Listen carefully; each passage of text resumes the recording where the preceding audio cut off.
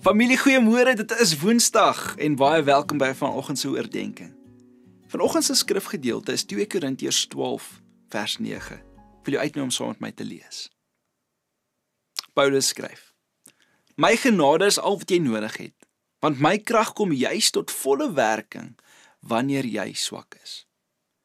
Nou, ons leef in 'n wêreld wat die sterk manne, die sterk mense en selfstandigheid uitlig. Sosiale media wys vir ons die perfekte lewens. Ons dink aan hoe ons alles moet doen om daarby te pas. Maar die evangelie werk anders. Paulus het dit self ervaar. Hy het hierdie doring in sy vlees gehad, soos wat ons maandag gehoor het. Maar iets wat hom telkens gebreek het. Hy het gevra dat God dit wegneem en God het geantwoord: My krag kom juis tot volle werking wanneer jy swak is.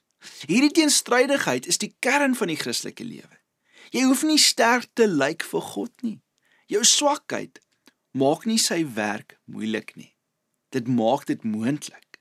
God se krag is soos 'n rivier wat vloei waar die dam gebreek is. Jou swak plek is die oop plek waar sy krag kan instroom. En wanneer jy jou eie tekortkominge, jou eie foute, jou eie mislukkings begin erken, begin God werk.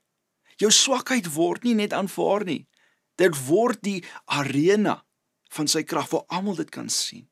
En Paulus se ervarings leer vir ons dat die Here sy werk stuit as jy is nie perfek nie.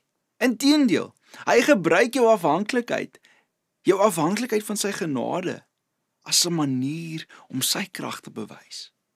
So dit beteken vanoggend dat jou struikelblokke, jou onsekerhede, jou beperkings nie jou verhaal stop nie. God gebruik jou swakhede om jou karakter te bou, jou hart te vorm, jou afhanklikheid van hom te verdiep. Want waar jy dink jy tekortskiet, wys hy sy krag in jou lewe en jou swakheid laat hom toe om die protagonis te wees. Dit beteken die een wat dit verander, die een wat die perspektief verskuif. En jou beperking maak plek vir sy onbeperkte krag. Jou moeilike situasie maak 'n ruimte vir sy wysheid.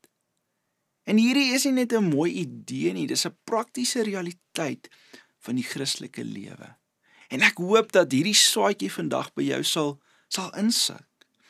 Want wanneer jy vandag na jou lewe kyk, wil ek jou uitnooi om te identifiseer 'n plek waar jy vanoggend swak voel. Of nie net krag het om vorentoe te gaan nie. Bring dit vir God. Bid soos wat Paulus sê: Here, hier in my swakheid kan ek dit nie self dra nie, maar ek gee dit vir U. En let op hoe God jou reaksie verander. Hy vra nie dat jy jou swakhede moet wegsteek nie, maar dat jy dit moet erken. Jou swakhede word nie net gedra nie, hulle word die plek waar sy genade sigbaar word. Dit is soos 'n spieelbeeld vir 'n stikkende gebroke wêreld. En begin vandag om op te hou probeer om alles self te doen. Ek wil jou werklik uitnooi vandag, dat hoe langer jy dit self gaan probeer doen, hoe langer gaan jy hierdie gapings, hierdie leemtes in jou lewe raak sien. Maar kyk terug na jou jaar en sien vanoggend hoe God jou reeds gedra het, selfs wanneer jy dit nie gesien het nie, selfs wanneer jy dit nie ervaar het nie, selfs wanneer jy gevoel het hierdie is die einde. Jou swakhede is nie jou einde nie. Die plek waar jy swak voel, is nie die plek van mislukking nie. Dis 'n plek van ontmoeting met Jesus. God vorm jou, hy dra jou, hy lei jou vanoggend. En jou afhanklikheid van hom is jou grootste krag. En wanneer jy vandag jou tekortkominge erken en jou hart oopmaak, wys God dat sy krag nie net vir jou is nie, maar deur jou is. Jou lewe word 'n getuienis van hoe sy genade en krag selfs in jou swakhede volmaak kan wees. So familie, ek hoop jy hoor hier teen dag 3 al die lyn wat ons besig is om te volg. Jesus nooi ons uit na 'n plek van afhanklikheid op hom, om te besef dat hy is die enigste een wat daai gapings kan vul. Dis Blaise Pascal wat gesê het: We all have a God-shaped hole that only Jesus can fill. En ek hoop vanoggend jy laat hom toe.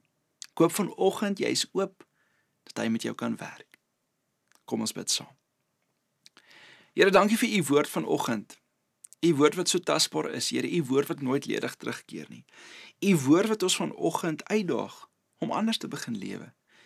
Here, in 'n wêreld waar sterk wees en krag soveel anders lyk, nooi u ons vanoggend uit om eintlik maar net afhanklik te bly van u. Dis net u wat ons kan lei, dis net u wat ons kan vul, dis net u wat ons kan vorm. Ons is oop vir u vandag, Jesus. Ek bid vanoggend dat ons ja sal sê vir u, dat ons sal aanhou lewe met 'n bewustheid van u nabyheid en u gees in ons lewe. Dis my gebed vanoggend vir ons elkeen in Jesus naam. Amen. Ek sien jou môre. Dankie dat jy vanoggend ingeskakel het. Lekker dag.